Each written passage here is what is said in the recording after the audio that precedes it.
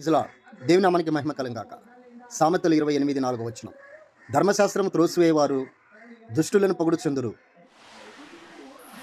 ధర్మశాస్త్రం అనుసరించి వారు వారితో పోరాడుదురని లేఖనం మనకు తెలియజేస్తా ఉంది. ఈ దినాన్ని నువ్వు ఎవరిని పొగుడుతున్నావు? ఎవరితో పోరాడుతున్నావు? దుష్టులను పొగుడుతున్నావా లేక ధర్మశాస్త్రాన్ని అనుసరిస్తున్నావా? యాకోబు గ్రంథంలో చూస్తే 4వ అధ్యాయంలో, కాబట్టి మీరు అపవాదిని ఎదిరించుడి, దేవునికి లోబడి ఉండు అని. నువ్వు అపవాదిని ఎదిరిస్తున్నావా లేక దేవుని లోబడి ఉన్నావా? ఒక్కసారి పరీక్షణ చేసుకో.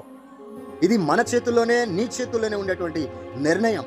ఏ 10 మంది చూస్తో, లక్షలాది మంది చూస్తో, కోట్ల మంది చూస్తో కాదు నీ విశ్వాసం, నమ్మకం.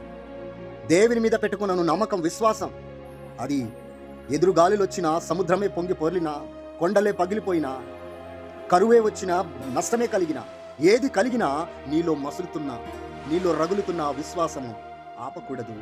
వారితో పోరాడాలి. దేవుని నామము నువ్వు మోయాలి.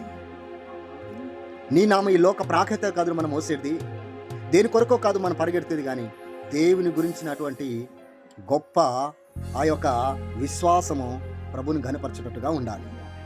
ఆలోచించు, దేవుని గురించి ఆలోచించు.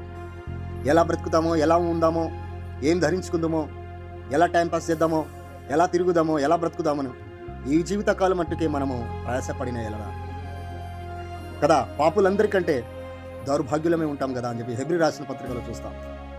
పిల్లారా, నీ విశ్వాసాన్ని, నీ నమ్మకత్వాన్ని దేనితో పోల్చుకోకు. ఎందుకంటే అది కేవలం ఉంచవలసింది యేసు ప్రభు మాత్రం మీదనే.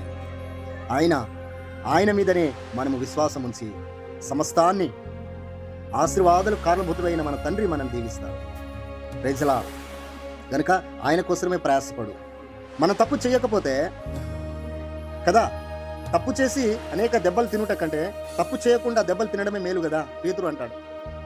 కనుక ఎలాగోలా మనకు బాధ నిందలు వస్తూనే ఉంటాయి, కానీ నిజంలో నిలబడి చేస్తే ఎంత బాగుంటుంది ఒక్కసారి ఆలోచించండి. Praise the lord.